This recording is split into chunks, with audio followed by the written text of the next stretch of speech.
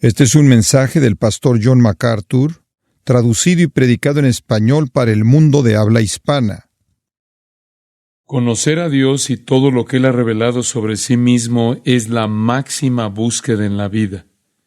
Proverbios 9:10 dice: el temor de Jehová es el principio de la sabiduría, y el conocimiento del Santísimo es la inteligencia. Un hombre nunca es sabio hasta que conoce a Dios.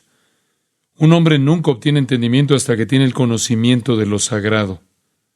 Conocer a Dios es la mayor búsqueda en la vida de un hombre. Nuestro Señor, en Juan capítulo 17, versículo 3, declara que Él ha venido a dar vida eterna, y que la vida eterna es conocerte a ti, el único Dios verdadero. Conocer a Dios es la meta suprema de la vida de un hombre. Jesús vino al mundo para eso, para que pudiéramos conocer a Dios. Eso es un sinónimo de la vida eterna. La gente suele preguntar, ¿qué es la vida eterna? Es simplemente conocer a Dios, conocerlo íntimamente, participar de su propia naturaleza y vida. El hombre más sabio que haya vivido jamás recibió instrucción de un hombre que dio a veces evidencia de no ser muy sabio. Y ese fue David dando instrucción a Salomón. A veces lo que David dijo era muy sabio. En 1 de Crónicas 28, versículo 9, David dijo a su hijo: «Y tú, Salomón, hijo mío, reconoce al Dios de tu padre y sírvele con corazón perfecto y con ánimo voluntario». Un buen consejo. Salomón, conoce a Dios, y cuando le conozcas, sírvele gustosamente, con un corazón perfecto, porque el Señor escudriña todos los corazones y entiende toda imaginación de los pensamientos. Si le buscas, lo encontrarás, pero si renuncias a Él, te desechará para siempre. Pedro dijo: «Creced en la gracia y en el conocimiento de nuestro Señor y Salvador, Jesucristo». En 2 de Tesalonicenses 1:8 dice que el Señor vendrá en llama de fuego para dar retribución a los que no conocieron a Dios. Conocer a Dios es lo esencial de la existencia. Conocer a Dios es la mayor búsqueda de la vida. Conocer a Dios lo es todo, y conocer todo lo que hay acerca de Él y que está revelado en las páginas de este libro. Conocer a Dios es no solo la máxima búsqueda del hombre, sino que conocer a Dios es el más alto propósito de Dios. Él no solo quiere que nosotros le conozcamos, sino que nos ayuda a hacerlo. Dios desea que nosotros le conozcamos. La Biblia es muy explícita al respecto. En Oseas capítulo 6, otro contexto en donde Dios a través del profeta está reprendiendo a Israel por su hipocresía, se desarrolla el sistema de sacrificios con corazones que estaban alejados por completo de Dios. En Oseas 6:6, Él dice: «Porque misericordia quiero y no sacrificio, y conocimiento de Dios más que holocaustos». Más que cualquier otra cosa externa, Dios desea que nosotros le conozcamos. Los hombres deben conocer a Dios, y Dios desea que los hombres le conozcan. Este es el significado de la vida. Esto es lo que somos. Esta es nuestra actividad más importante y el más alto propósito de Dios para nosotros. Estaba tratando de pensar en una manera de ilustrarle gráficamente lo importante que es para Dios que nosotros le conozcamos. Y recordé que el profeta Ezequiel comienza a revelar la gloria de Dios. En el primer capítulo de Ezequiel encontramos la visión de Dios. Veámoslo por un minuto. Ezequiel capítulo 1 comienza con Dios. Dice: «Aconteció en el año 30, en el mes cuarto, a los 5 días del mes, que estando yo en medio de los cautivos junto al río Quebar, los cielos se abrieron y vi visiones de Dios». Ezequiel comienza su profecía hablando de esta visión que ha tenido de Dios. Luego la última oración del libro, en Ezequiel 48:35, dice: «Jehová allí». Se inicia con la visión de Ezequiel de Dios y termina con el Dios eterno que reina en su trono eterno, en su reino eterno. Ezequiel presenta a Dios en el 1:1 y termina con Dios en el 48:35. Y entre esos versículos hay un énfasis en la naturaleza de Dios. Mientras veía los dos extremos en el libro de Ezequiel, me preguntaba cuál es el foco que enfatiza este libro, por lo que hice un pequeño estudio acerca de Ezequiel por mi cuenta y descubrí algo muy importante acerca de lo que Dios quiere que usted y yo sepamos. Veamos juntos el capítulo 6. Ezequiel capítulo 6, versículo 7. Leeré un extracto de estos versículos, a veces al comienzo de un versículo, a veces en medio y a veces al final. Versículo 7. Y sabréis que yo soy Jehová. Versículo 10. Y sabrán que yo soy Jehová. Versículo 13. Y sabréis que yo soy Jehová. El capítulo 7, versículo 4, final del versículo. Y sabréis que yo soy Jehová. Versículo 9. Y sabréis que yo soy Jehová. Más adelante, y podemos estar omitiendo algunos, capítulo 11, versículo 12. Y sabréis que yo soy Jehová. Capítulo 12, versículo 16. Y sabrán que yo soy Jehová. Versículo 20. Y sabréis que yo soy Jehová. El capítulo 13, versículo 9. Y sabréis que yo soy el Señor. 14.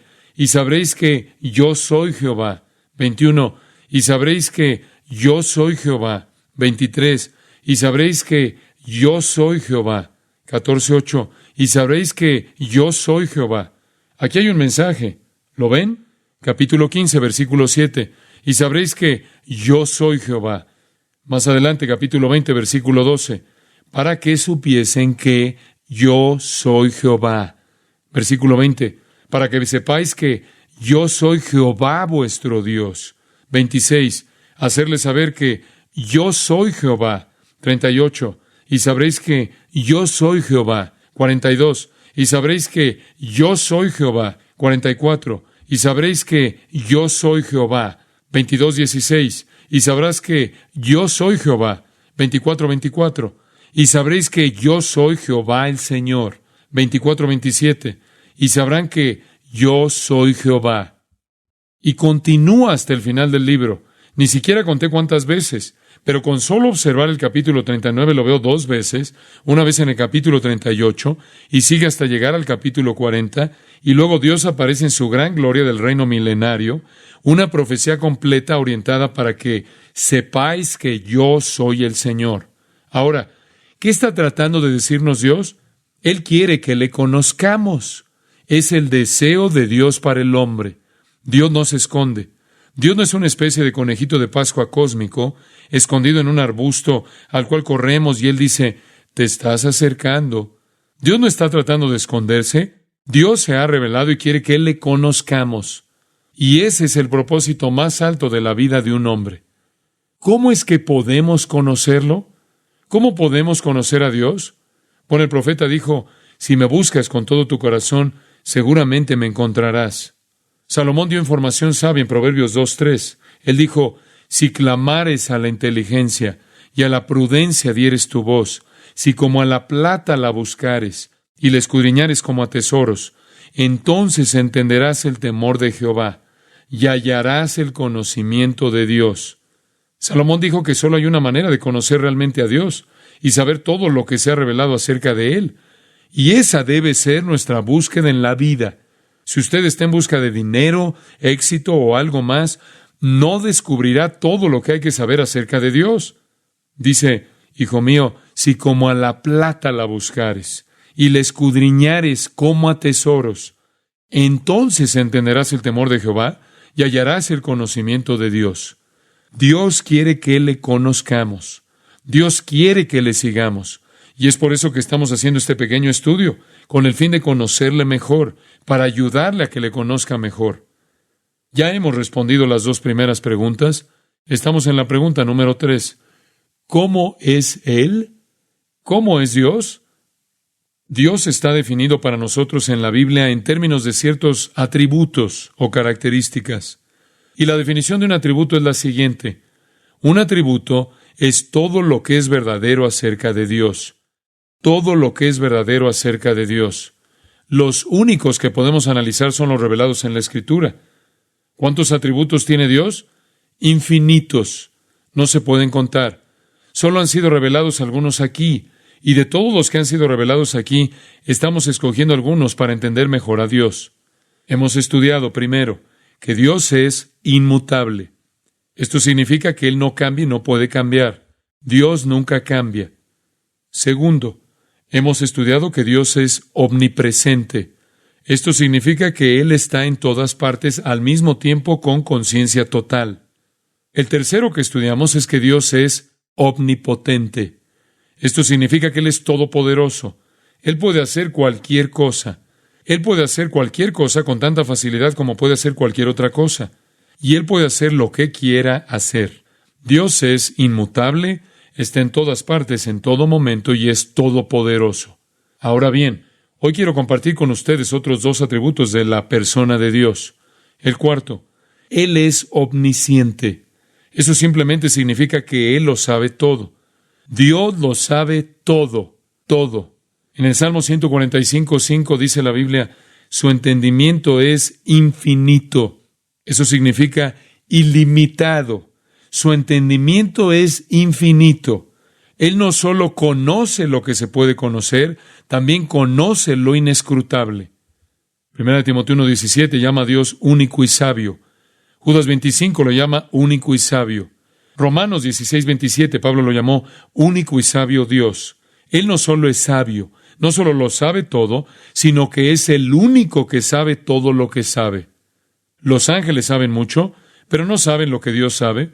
Y usted y yo sabemos algunas cosas, pero nadie sabe tanto como Dios. Sabiduría incomparable, infinita y comprensión y conocimiento. ¿Sabía usted que Dios nunca aprendió nada? Cuando ora usted no dice, Dios, quiero informarte que mi suegra está enferma. No le da ninguna información que él necesite. Él quiere saber qué le importa a usted y opta por trabajar a través de sus oraciones. Pero no hay sorpresas con Dios. Nunca aprendió nada. ¿Usted le enseñaría? Isaías 40:13. ¿Quién enseñó al Espíritu de Jehová o le aconsejó enseñándole? Nadie, por supuesto. Romanos 11:34, Pablo dice, porque ¿quién entendió la mente del Señor? ¿O quién fue su consejero? Nadie. ¿Quién le enseñó a Dios? Nadie. Dios lo sabe todo. Cuando uno se detiene a pensar en ello, ahora que estamos aquí, y sé que la mayoría de nosotros conocemos y amamos al Señor Jesucristo, la mayoría de nosotros conocemos a Dios, ¿se ha dado cuenta de que el hecho más sorprendente acerca de la omnisciencia de Dios es que Él nos conoce y sin embargo estamos aquí? Sí, es increíble. Dios lo sabe todo y no obstante nos ama. Increíble. Compare con el atributo que voy a mencionar en un minuto. Su santidad. Dios aborrece el pecado y lo sabe todo. Y trate de entender cómo llegó usted a su presencia. Entonces usted llegará a otro atributo. Amor. Dios lo sabe todo y aún así Él nos redime. Usted dice, ¿por qué? Isaías 48 lo explica todo para nosotros. Isaías 48:8 dice, sí, nunca lo habías oído, ni nunca lo habías conocido. Ciertamente no se abrió antes tu oído, porque sabía que siendo desleal habías de desobedecer. Por tanto te llamé rebelde desde el vientre. Dios dice, yo sabía que eras un pecador desde el seno materno. Usted se pregunta, ¿cuándo una persona se convierte en persona a los ojos de Dios? Está bastante claro en la Biblia, desde el seno materno. Por amor de mi nombre diferiré mi ira, y para alabanza mía la reprimiré para no destruirte. He aquí te he purificado y no como a plata. Te he escogido en horno de aflicción. Por mí y por amor de mí mismo lo haré. Dios mira y sabe todo. Sabía que estabas corrompido desde el principio. Sabía que eras rebelde desde el vientre y no me gusta el pecado. Pero te salvé de todos modos. ¿Por qué? No tanto por tu bien, sino porque quería mostrar al mundo otro de mis atributos, y ese es el atributo del amor. Y a los ángeles otro atributo, la sabiduría por mi bien. Lo más maravilloso para mí es que Dios sabe todo y no obstante me ama. Nada está oculto para Dios. ¿Sabe que Dios conoce todo su cuerpo? ¿Y los cabellos de su cabeza están contados? Dios sabe todo de usted. Usted se pregunta, ¿por qué Dios se molestaría en contar mi cabello? Él no tiene que contarlo, lo sabe intrínsecamente. Dios no lo está haciendo solo para demostrar algo. No lleva un libro de registro del cabello, lo sabe. Él conoce su cuerpo, pero ¿sabe una cosa? Él conoce más allá de su cuerpo. Su cuerpo es transparente para Dios. En Apocalipsis 2:23, Él dijo, yo soy el que escudriña la mente y el corazón. Su cuerpo no esconde nada. Él ve su corazón y su mente también como ve su exterior. Las nubes, la oscuridad, la noche no son dosel para Él. La noche no es una cortina para Dios. En el Salmo 139:12 dice, las tinieblas no encubren de ti. Los hombres amaron más las tinieblas que la luz porque sus obras eran malas, porque la mayor parte de los pecados se llevan a cabo en lugares con poca luz. Pero a la luz brillante de la omnisciencia de Dios, la noche no esconde nada para Dios. Los susurros no son silenciados al oído de Dios. El Salmo 139:4 dice: pues aún no está la palabra en mi lengua, y he aquí, oh Jehová, tú la sabes toda. Dios escucha sus susurros tal como si fueran transmitidos por televisión. Usted dirá: ¿y mis pensamientos? Su mente no puede concebir el pensamiento más sutil fuera del conocimiento de Dios. Isaías 66:18, yo conozco sus pensamientos. En Juan capítulo 2, Jesús dio evidencia de que Él era Dios cuando dijo que nadie necesitaba decirle lo que había en el corazón de un hombre. Él sabía lo que había en ese hombre. Cuando Jesús se enfrentó a Nicodemo, Él expresó una pregunta con su boca y otra con su mente. Y Jesús le respondió a la de su mente, que nunca inquirió con los labios. No hay un lugar secreto en su casa o un lugar secreto en el mundo donde usted pueda ir y ocultarse de Dios. Mismo capítulo, Isaías 66, mismo versículo. Yo conozco sus obras. Él lo sabe. Y escuchen esto. Todo lo que Él sabe es correcto porque de acuerdo con Deuteronomio 32:4, Él es llamado el Dios de verdad. Es imposible para Él mentir. Él nunca ha cometido un error. Él no puede equivocarse. Él lo sabe todo con certeza y precisión. Él conoce todo. Y usted preguntará, ¿qué pasa con Oseas 13:12? Dice, atada está la maldad de Efraín, su pecado está guardado. Tengo la esperanza de que algunas pequeñas cosas no las sepa. Lo lamento. ¿Y qué significa ese versículo? Conozco personas que dicen que esto quiere decir que Dios no conoce todos los pecados. Dios lo sabe todo. La Biblia lo deja en claro donde quiera que usted lea acerca de quién es Dios. Es evidente que lo sabe todo. Usted pregunta, entonces, ¿qué significa este versículo? Bueno, ciertamente no es una contradicción. Significa que la iniquidad de Efraín está atada. Su pecado está escondido. Es decir, por el momento, su pecado está oculto hasta un futuro día de juicio. Es el plan divino. Peque ahora, pague después. Así es. A veces las personas piadosas parecen estar más estresadas que las impías. ¿Por qué a veces los impíos prosperan?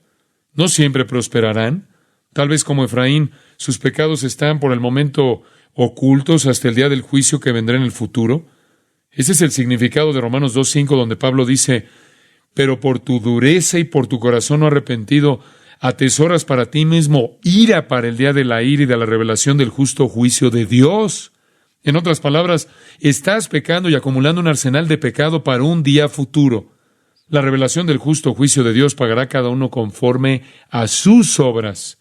Un día el juicio vendrá y el pecado que ahora está oculto o atado, hasta ese día futuro, será desenmascarado, será castigado.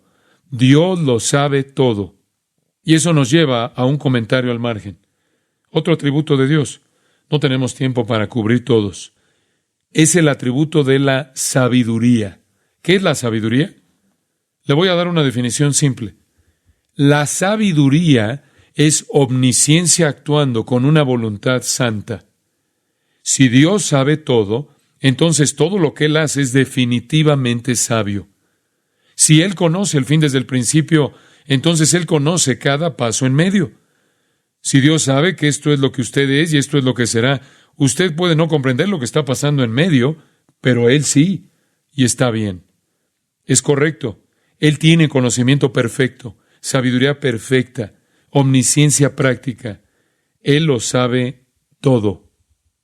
Usted puede obtener una gran cantidad de ilustraciones de la sabiduría de Dios. Se puede ver en la creación, todo, desde el macrocosmos del universo al microcosmos de las minucias de la vida. Se puede ver la sabiduría. Es absolutamente increíble cuán sabio es Dios. Es asombroso. ¿Se imagina cómo Dios construye un universo, los dispositivos que se ejecutan y que cada cosa individual funcione en armonía con todo lo demás para conseguir exactamente lo que Dios quiere? Increíble. Y cada resultado cumple perfectamente su sabiduría. La creación de Dios es un monumento a su sabiduría. El Salmo 104:24 dice, «Cuán innumerables son tus obras, oh Jehová, hiciste todas ellas con sabiduría». La sabiduría de Dios, según Efesios 1:11, vemos que Él hace todas las cosas según el designio de su voluntad. Y entonces, usted tiene que reconocer que la redención es un acto de sabiduría. Dios tomó a los que no eran poderosos, ni nobles, ni inteligentes, e hizo de ellos su pueblo. Y Dios toma a la iglesia, de acuerdo con Efesios 3:10, y la da a conocer a los ángeles, para que los ángeles puedan ver lo sabio que Él es. La sabiduría de Dios se ve en nuestra redención. Somos su iglesia. Dios es sabio. Dios lo sabe todo. ¿Cuáles son las lecciones prácticas de esto para un cristiano? ¿De saber que Dios es sabio y que todo lo sabe? Número 1. Es un gran consuelo para mí saber que Él lo sabe todo. ¿Por qué? En primer lugar, es bueno saber que Él me conoce. No soy tan importante en el universo. ¿Se ha preguntado alguna vez si Él sabe que usted está aquí? Hay personas en el mundo que no son tan famosas y de vez en cuando se cuestionan si Él sabe que existen. En el tiempo de Malaquías, Dios realmente estaba trayendo juicio sobre las personas y el profeta se estaba debilitando. Y había un grupo pequeño de gente que se unió y se sentía algo insegura. Y ellos decían que podrían perecer en este juicio, que Dios podría olvidarse y empezar a destruir a todo el mundo. Me pregunto si se acuerda de nosotros. Y en Malaquías 3:16 dice, «Entonces los que temían a Jehová hablaron cada uno a su compañero». Ellos estaban hablando mucho. Me pregunto si Dios sabe que estamos aquí. «Y Jehová escuchó y oyó, y fue escrito libro de memoria delante de él para los que temen a Jehová, y para los que piensan en su nombre. Y serán para mí especial tesoro, ha dicho Jehová de los ejércitos, en el día en que yo actúe, y los perdonaré como el hombre que perdona a su hijo que le sirve». Dios tiene un libro, y Él no se olvida quién pertenece a Él. ¿No es bueno saberlo? Me alegro que Él lo sepa todo. Él sabe de John MacArthur, sabe que yo conozco a Jesucristo y sabe que pertenezco al libro. De hecho, Él lo sabía desde hace tanto tiempo que me escribió antes de que el mundo comenzara. Es para mí un consuelo enorme saber que Dios lo sabe todo, saber que no hay absolutamente nada fuera del conocimiento de Dios. Él me conoce y sabe que yo le pertenezco. Eso es un consuelo. Salmo 56, versículo 8. «Mis huidas tú has contado. Pon mis lágrimas en tu redoma. ¿No están ellas en tu libro?» Podría ser una afirmación más que una pregunta. «Pones mis lágrimas en tu botella». En el Oriente, cuando venían los enlutados, todos lloraban. Aquellos que habían perdido a seres queridos, todos lloraban. Algunos de los que lloraban guardaban sus lágrimas en un frasco y se les pagaba. Supongo que era una manera de demostrar que usted hizo su trabajo. Entrega una botella de lágrimas, toma su dinero. Tenían gente que lloraba de manera profesional y lloraba, y juntaban sus lágrimas en una botella y las dejaban como una muestra. Aquí David dice que Dios junta sus lágrimas en su botella. Esto es, Dios se acuerda de mis lágrimas. Dios no solo me conoce, sino conoce mis lágrimas. ¿Es eso bueno saberlo? ¿Es confortante para usted saber que Dios conoce todas las pruebas que alguna vez pasará? ¿Que Dios atrapa sus lágrimas en su botella? Él debe tener una botella muy grande. Eso significa que Dios se preocupa por mí. Me alegra saber eso. Mateo capítulo 6. Dios no solamente conoce mis ansiedades y mi dolor, no solo sabe quién soy yo, sino también todas mis necesidades. Mateo 6:25 dice, «No os afanéis por vuestra vida, qué habéis de comer o qué habéis de beber, ni por vuestro cuerpo, qué habéis de vestir. ¿No es la vida más que el alimento y el cuerpo más que el vestido? Mirad las aves del cielo, que no siembran, ni siegan, ni recogen en graneros, y vuestro Padre Celestial las alimenta. ¿No valéis vosotros mucho más que ellas? ¿Y quién de vosotros podrá, por mucho que se afane, añadir a su estatura un codo? ¿No tiene sentido preocuparse? Usted no puede ayudarse a sí mismo de cualquier manera. Y por el vestido, ¿por qué os afanáis? Considerad los lirios del campo, cómo crecen. No trabajan ni hilan, pero os digo que ni aun Salomón con toda su gloria se vistió así como uno de ellos. Y si la hierba del campo que hoy es y mañana se echa en el horno, Dios la viste así, ¿no hará mucho más a vosotros, hombres de poca fe? No os afanéis, pues, diciendo, ¿qué comeremos? ¿O qué beberemos? ¿O qué vestiremos? Porque los gentiles buscan todas estas cosas. Pero vuestro Padre Celestial sabe que tenéis necesidad de todas estas cosas. Mas buscad primeramente el reino de Dios y su justicia, y todas estas cosas os serán añadidas. Mi Padre me conoce a mí, mi nombre está en su libro. Mi Padre conoce mis lágrimas, y mi Padre conoce mis necesidades, y Él se encarga de todas ellas. Soy mejor que un pájaro, soy más importante que un lirio, y soy mejor que la hierba que hoy está aquí y mañana ya no, porque Dios cuida de mí. Es un consuelo saber que Dios lo sabe todo. Él me conoce a mí, mis angustias, mis pruebas, mis lágrimas, mis necesidades. Y en medio de todo eso, Él nunca se equivoca. Nunca. Dios tiene una cantidad infinita de atributos y un conocimiento infinito, y si usted no entiende algo, no diga que Dios cometió un error. No le eche la culpa a Dios. Usted tiene la culpa. Dios no comete errores. Para el cristiano, la omnisciencia significa consuelo. En segundo lugar, significa confianza. Yo pensaba que la doctrina de la omnisciencia era cualquier cosa menos confianza. Cuando era un niño, mis padres solían decir, puede que nosotros no sepamos lo que haces, pero Dios sí. Él lo ve todo. Pensaba que la doctrina de la omnisciencia era realmente una molestia. ¡Qué problema! Luego estudié Juan 21 y maduré un poco. Y me acordé de Pedro allí, que seguía tratando de convencer al Señor de que lo amaba. ¿Lo recuerda? Señor, te lo digo, te amo. Y el Señor le continuaba preguntando. Finalmente dice, Señor, tú lo sabes todo, tú sabes que te amo. ¿A qué doctrina de Dios apeló? ¿A qué atributo? La omnisciencia. Es algo maravilloso. No es tanto que Dios mire y lo espíe usted, eso es solo la mitad. ¿Sabe usted que si no fuera por la omnisciencia, hay algunos días en que Dios ni siquiera sabría que usted lo ama porque no es evidente? Y si Él no supiera todo, no sabrá ni siquiera que le importa. Supongo que en mi vida hay muchos días en los que soy idéntico al resto de las personas del mundo. ¿Es lo mismo que le pasa a usted en su vida? ¿Cómo sabe Él que a mí me importa? Él tiene que saber mucho. Él tiene que saberlo todo. Tiene que conocer mi corazón. Eso me da la confianza de que incluso cuando echo a perder todo, mi amor sigue estando seguro porque Él conoce mi corazón. Un tercer pensamiento, al cual ya me referí, la corrección. Si usted supiera que Dios no sabe todo, ¿qué haría que no hace ahora? Piense en eso. Si usted supiera que Dios no lo sabe todo y que Él nunca se enteraría, ¿qué haría? Mi papel no es lo suficientemente largo para escribir todo. Y así, el tercer buen resultado práctico de la doctrina de la omnisciencia es la corrección. Dios es un maestro que nunca sale del aula. Y, sin embargo, siempre es con amor, ¿no es así? Él lo sabe todo. Imagine lo que usted haría si supiera que Él no se enteraría. Pero Él lo sabe. Y como dije la última vez, puesto que Él está en todas partes, cada pecado que comete es como si se arrastrara al trono de Dios y lo hiciera justo en su cara. Pero el Nuevo Testamento nos dice que en algún momento todas las cosas que hemos hecho en el cuerpo van a ser contabilizadas. 2 Corintios 5. Y también nos dice en 1 Corintios 4:5 que ese día aclarará también lo oculto de las tinieblas. Todo lo que Dios sabe, todos nuestros caminos, pensamientos, actitudes, todo. Para el cristiano eso es corrección. Si Él lo sabe, yo no quiero hacerlo. Yo no lo quiero desafiar.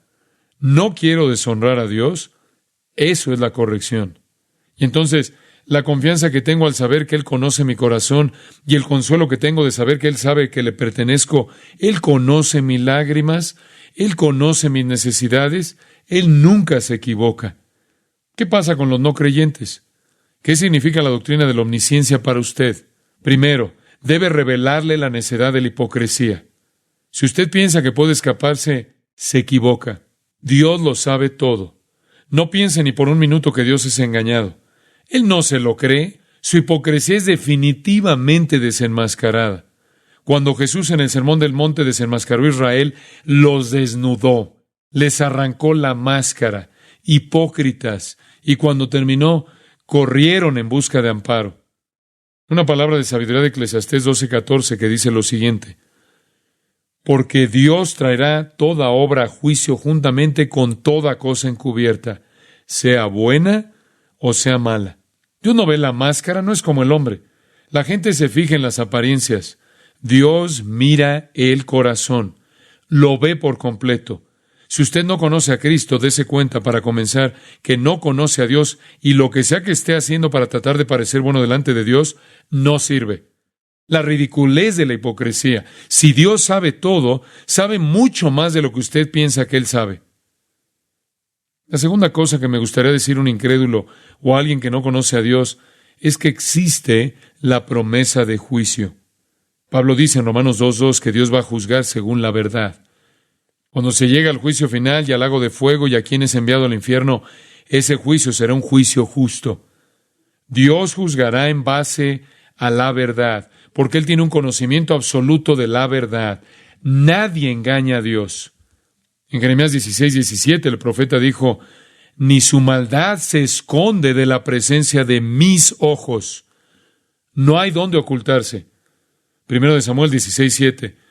Jehová no mira lo que mira el hombre, pues el hombre mira lo que está delante de sus ojos, pero Jehová mira el corazón. El juicio será de acuerdo con la verdad y no hay manera de esconderse de Dios. Él sabe si usted es un pecador, sabe si no ha sido perdonado, está al corriente de sus buenas obras. Si su nombre está en el libro, si se ha arrepentido y venido a Cristo, Él lo sabe. Sabe todo. Y sus juegos no lo engañan, ni tampoco los míos. Otra cosa que me gustaría decir a un incrédulo es la siguiente. Entender que Dios sabe todo debería señalar la locura de la sabiduría humana. Dios lo sabe todo, por lo que si quiere ser realmente sabio, debe buscar su sabiduría. Como Salomón le dijo a su hijo, busca la sabiduría. Lo dice una y otra vez, especialmente en el capítulo 8 del versículo 1 al 36. Y la sabiduría es la sabiduría de Dios. Un hombre insensato busca el conocimiento del mundo. 1 Corintios 1:19, destruiré la sabiduría de los sabios y desecharé el entendimiento de los entendidos. Así que al incrédulo yo le diría que hay locura en la hipocresía. Dios lo va a juzgar según la verdad. No confíe en la sabiduría humana. Dios lo sabe todo. Eso es un consuelo para nosotros y debería ser una seria advertencia para los demás. Dios es inmutable. Dios está en todas partes. Dios es todopoderoso. Dios es omnisciente. Por último, la quinta, la santidad de Dios. Dios es santo. Creo que es el más importante de todos sus atributos. Para mí, es la joya más brillante en la corona real de su cabeza. Esto es lo máximo. Dios es santo. Cuando los ángeles cantaron, no dijeron eterno, no dijeron fiel, no dijeron sabio, poderoso. Santo, santo, santo es el Señor Dios Todopoderoso. Esta es la corona de todo lo que Él es. Él es santo. Éxodo 15:11. ¿Quién como tú, oh Jehová, entre los dioses? ¿Quién como tú, magnífico en santidad, terrible en maravillosas hazañas, hacedor de prodigios? Nadie. ¿Sabe que ese es su nombre? Salmo 111:9 dice, santo y temible es su nombre. Santo es su nombre. Job 6:10 lo llama el santo. Isaías les oye decir, santo, santo, santo es el Señor de los ejércitos.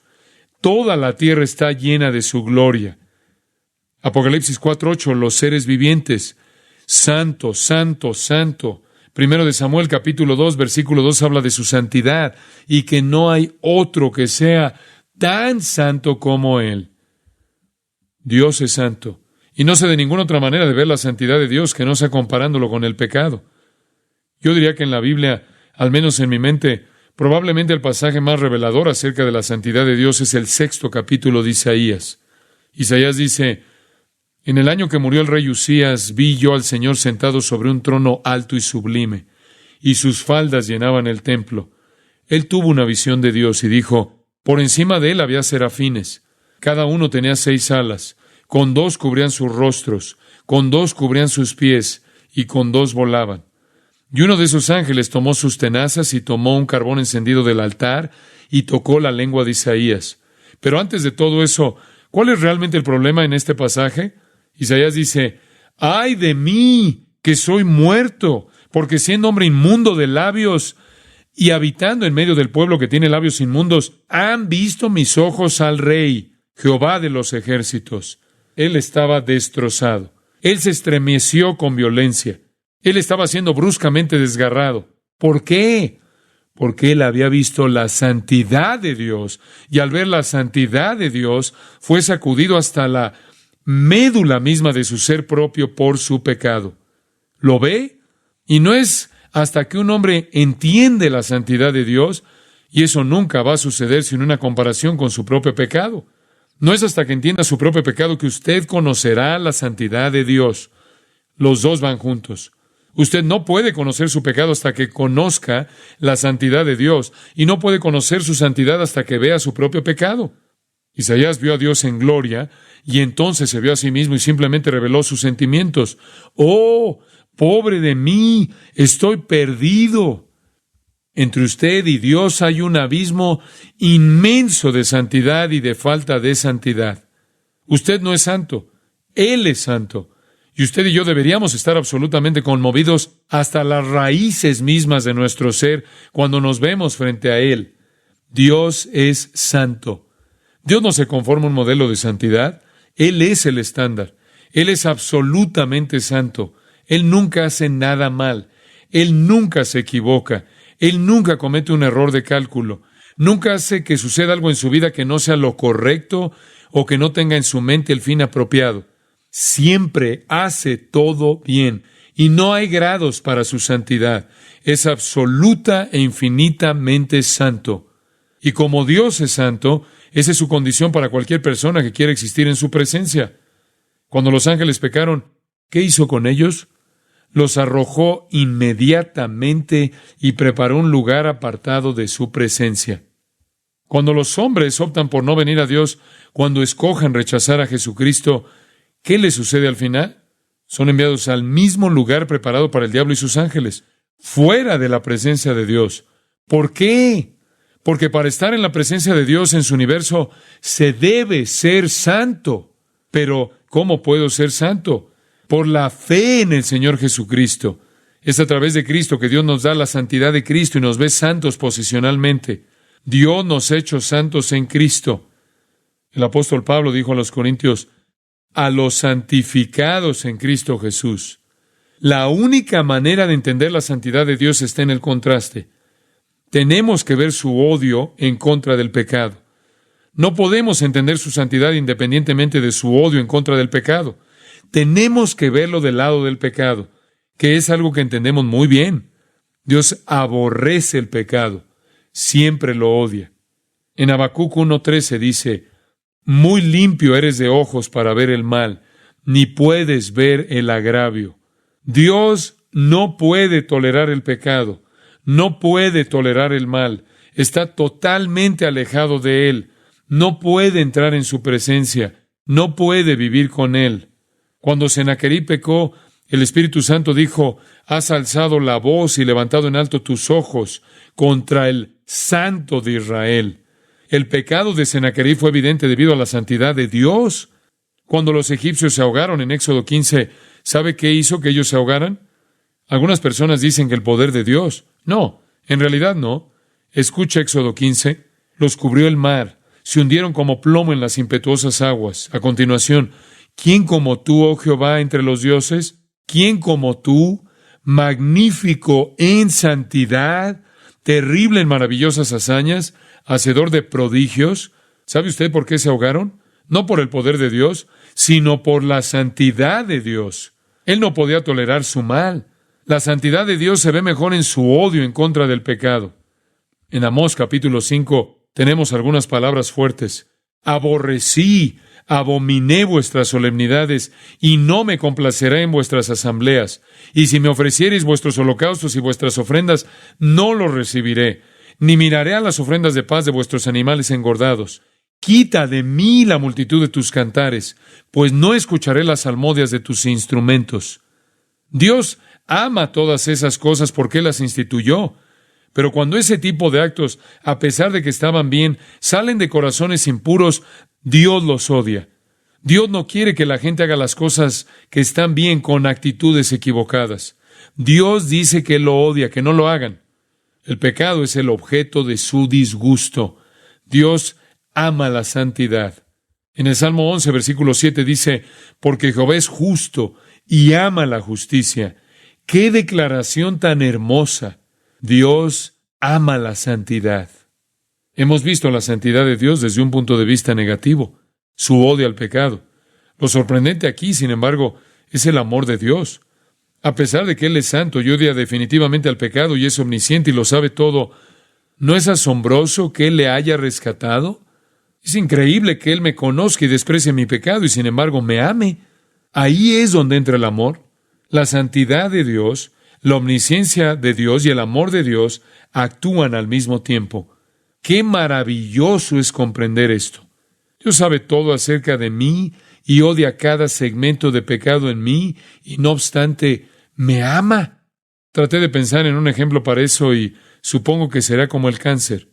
Usted ama a su cuerpo, pero odiaría el cáncer y haría todo lo posible para preservar su cuerpo y mantenerlo sano, fuerte, y supliría sus necesidades y al mismo tiempo haría lo que pudiera para destruir el cáncer. Odiaría lo que está allí, pero no la totalidad del ser. Y de alguna manera Dios mira al hombre y ama el cuerpo y desprecia el pecado. ¿Dónde se ve revelada la santidad de Dios? De muchas maneras.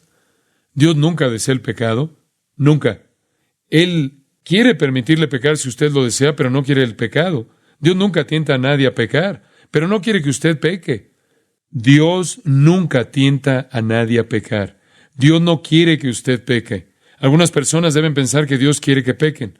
Algunas personas me han dicho que lo que se debería hacer es tener una vida realmente pecaminosa, que todos lo sepan, y luego, cuando les comenta su conversión, muchas personas le creerán y dirán, ¿qué transformación? ¿No es maravillosa? Así que Dios realmente debe querer que usted se convierta en la escoria de la sociedad para tener algo que decir muy convincente. No, no. Dios no enaltece el pecado de nadie. Nunca. Y Dios nunca tienta a un hombre a pecar. Santiago 1, 13 y 14, Dios no tienta a nadie. Pero la santidad de Dios se ve en algunas cosas muy positivas. Por ejemplo, en primer lugar, su santidad se ve en la creación. En Eclesiastés 7:29, vamos a cerrar con estos pensamientos, dijo, Dios hizo al hombre recto, pero ellos buscaron muchas perversiones. Dios hizo al hombre recto. Cuando Dios hizo al hombre era santo. La santidad de Dios se ve en la creación. En segundo lugar, la santidad de Dios se ve en la ley moral. La ley moral que aún se infiltra, a pesar de que el hombre ha tratado de menoscabarla y ha tratado de acabar con ella, y que todavía impregna al mundo, muestra que Dios es santo. Romanos 7:12, Pablo dice, la ley a la verdad es santa, y el mandamiento es santo, justo y bueno. La ley moral de Dios revela que Dios es un Dios santo. Cuando Dios estableció una ley moral justa, demostró ser virtuoso, santo y moral. Y creo también que la santidad de Dios no solo se ve en su creación y en su ley moral, sino también en su ley de sacrificios. Cuando veo a Dios disponiendo a todos esos animales para sacrificio, veo a Dios diciendo que la muerte es el resultado del pecado, y quiere que lo vean y que lo vean bien. Y cada vez que esas personas hacían un sacrificio, veían la fatalidad del pecado, y eso comprobaba la moralidad y la santidad de Dios. La santidad de Dios se ve en la creación, en la ley moral, en la ley de sacrificios. La santidad de Dios se manifiesta también en el juicio sobre el pecado. Cuando usted estudia la Biblia y ve, por ejemplo, en 2 de Tesalonicenses capítulo 1, que Jesús viene en llama de fuego para dar retribución a los que no conocieron a Dios ni obedecen al Evangelio. Cuando ve en Judas 4 a esos incrédulos que son condenados por sus obras impías que han hecho contra Dios, usted ve cómo Dios odia el pecado. Y su juicio sobre el pecado es un reflejo de su santidad. Él debe castigarlo. Y quizás de manera suprema, la santidad de Dios se ve en la cruz. Sí, la santidad de Dios se ve en la cruz. Usted dirá que ahí es donde todo el pecado estaba en Él. Sí, y ese es el mayor ejemplo de su santidad. Dios era tan santo que Él pagó el precio absolutamente supremo que era necesario para satisfacer su santidad. En Hebreos, capítulo 9, versículo 26, una declaración clave. De otra manera le hubiera sido necesario padecer muchas veces desde el principio del mundo. En otras palabras, si se trataba de un sistema sacrificial, Cristo hubiera tenido que morir una y otra vez. Pero ahora, en la consumación de los siglos, se presentó una vez para siempre por el sacrificio de sí mismo. Dios se presentó. Dios mismo se apareció para destruir el pecado por el sacrificio de ¿quién? Él mismo. La santidad de Dios es tan infinita que tuvo que pagar el precio supremo de morir Él mismo. Y lo hizo cargando el pecado, ya que el precio debía pagarse incluso si le costaba la vida. Esa es la santidad. Su santidad se ve en la muerte de Cristo. La santidad de Dios requiere pago, incluso si lo tenía que pagar Él mismo. Él es santo. ¿Cuáles son las lecciones prácticas de la santidad? Para el creyente es solo esto. La santidad de Dios exige la santidad en su vida. Y esto es solo a través de Jesucristo. En Efesios 4 habla de vestirse del nuevo hombre creado según santidad. Dios quiere que usted sea santo. Y la única manera que puede llegar a ser santo es estar en Cristo y recibir su justicia. Por otro lado, si usted es un incrédulo y rechaza la santidad de Dios que se ofrece en Jesucristo, se pone en acción otro atributo de Dios que se llama justicia. Si rechaza a Dios, entonces usted recibirá lo que se merece. Eso es justicia. Y Dios es justo. Y para los impenitentes, su santidad exige justicia. ¿Qué pasa con el cristiano? ¿Qué significa la santidad para un cristiano? ¿Cuál es la idea práctica de la santidad de Dios en mi vida? Se indica sencillamente en 1 de Pedro 1:15. Como aquel que os llamó es santo, sed también vosotros santos en toda vuestra manera de vivir, porque escrito está, sed santos porque yo soy santo. Si Dios es santo, ¿qué quiere de nosotros? Santidad. Él nos hizo santos posicionalmente. Posicionalmente somos santos en Cristo, pero Él quiere que nuestras vidas prácticas coincidan con nuestra posición. Él quiere que vivamos de manera santa. No solo ser santos posicionalmente, sino también vivir vidas santas. Porque cuando somos santos, eso es lo que nos distingue del mundo. Esto permite que el mundo sepa que hay una diferencia. Es por eso que en 2 de Timoteo 2:19 dice, apártese de iniquidad todo aquel que invoca el nombre de Cristo. Usted debe vivir esa vida. Permita que el mundo sepa que hay una diferencia. Le diré algo más. La santidad en su vida le da valentía ante Dios. Si usted es cristiano y está viviendo una vida santa, tratando con el pecado, haciendo cosas piadosas y santas, viviendo una vida recta, entonces tendrá audacia ante Dios. Esto es, tendrá confianza ante Dios. Escucha esta hermosa ilustración de Job 22. Si te volvieres al Omnipotente, serás edificado. Alejarás de tu tienda la aflicción. Si quieres regresar a Dios y arreglar las cosas, lo primero que va a hacer es apartarse del pecado. Versículo 26. Porque entonces te deleitarás en el Omnipotente y alzarás a Dios tu rostro. No se puede ir a Dios, alzar la cara y deleitarse en Él cuando hay pecado en su vida. ¿Alguna vez ha experimentado eso? Me he dado cuenta de que cada vez que hay pecado en mi vida me es difícil orar. Job 22 dice, enfrenta tu pecado y serás capaz de levantar el rostro a Dios. ¿Qué debe hacer un cristiano? Ser santo. La santidad nos distingue del mundo. La santidad nos da valentía. La santidad nos da paz. No hay paz para los impíos, dice Isaías 57:21. Santidad. Dios nos quiere santos, incluso si Él nos tiene que disciplinar. Según Hebreos 12:10, Él nos disciplinará para santificarnos. ¿Qué debe hacer un cristiano? Bueno, tal vez lo que hizo David en el Salmo 51. Asegúrese de orar por un corazón puro. Y entonces, de acuerdo con Proverbios 13:20, camine con gente sabia. Sed santos como yo soy santo.